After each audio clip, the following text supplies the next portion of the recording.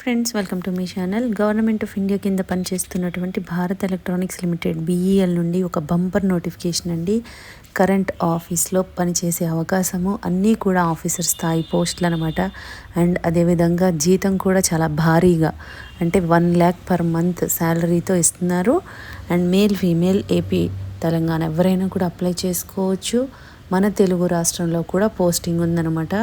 So complete job details అన్నీ కూడా direct సైట్కి వెళ్ళి క్లియర్గా చెక్ చేద్దామండి. కాబట్టి వీడియో ఎక్కడ మిస్ కాకుండా లాస్ట్ వరకు చూడండి ఫ్రెండ్స్. దీనికోసం మనం వెళ్ళాల్సిన వెబ్సైట్ ఏంటంటే BEL-India.in. ఈ వెబ్సైట్కి వెళ్తే అఫీషియల్ పోర్టల్ ఈ విధంగా ఓపెన్ అవుతుందండి.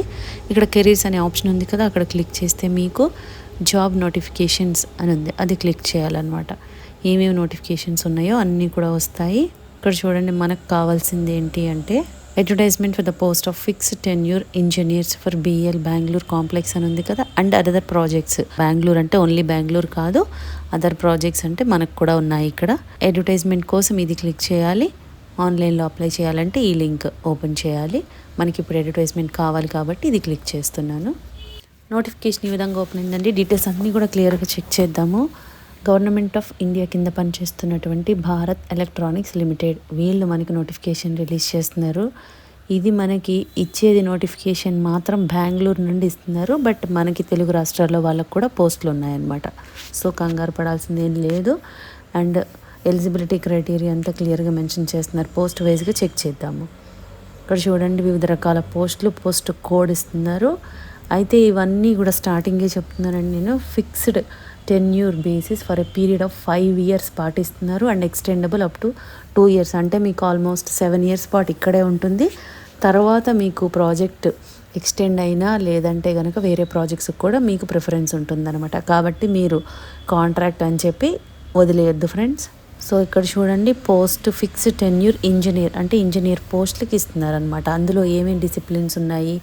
Electronics, mechanical, computer science, electronics, computer science, computer science.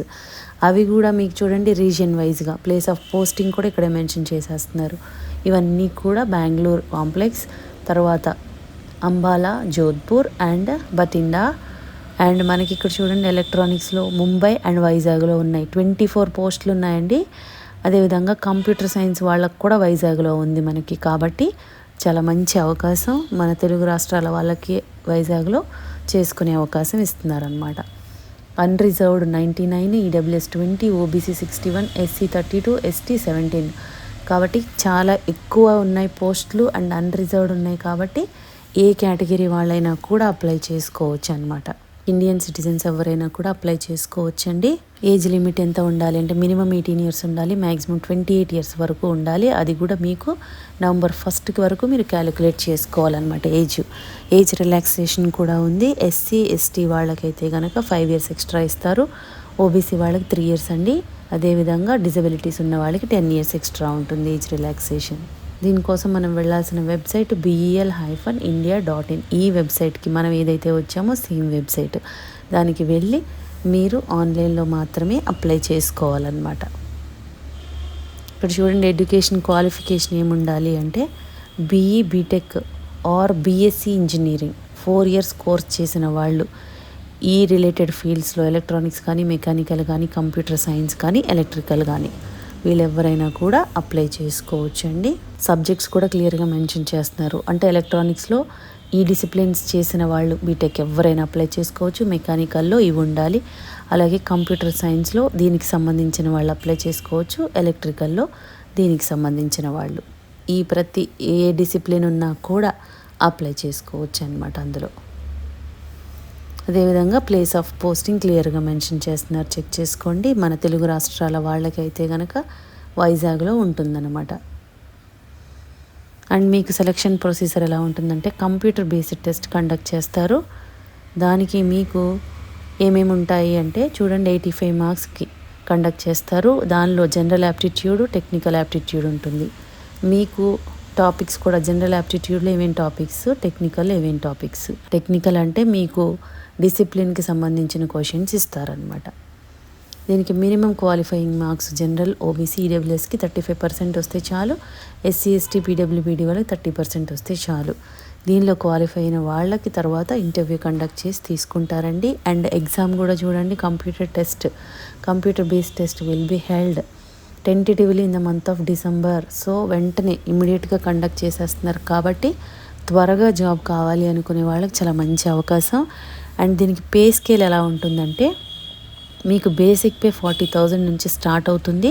ఇక్కడ వాళ్ళే క్లియర్గా మెన్షన్ చేస్తున్నారు, సిటీసీ ఆఫ్ 12 lakhs నుంచి 12.5 lakhs పర్ యానం ఉంటుంది. అంటే మనకి మినిమం 1 lakh శాలరీ వస్తుందండి పర్ మంత్.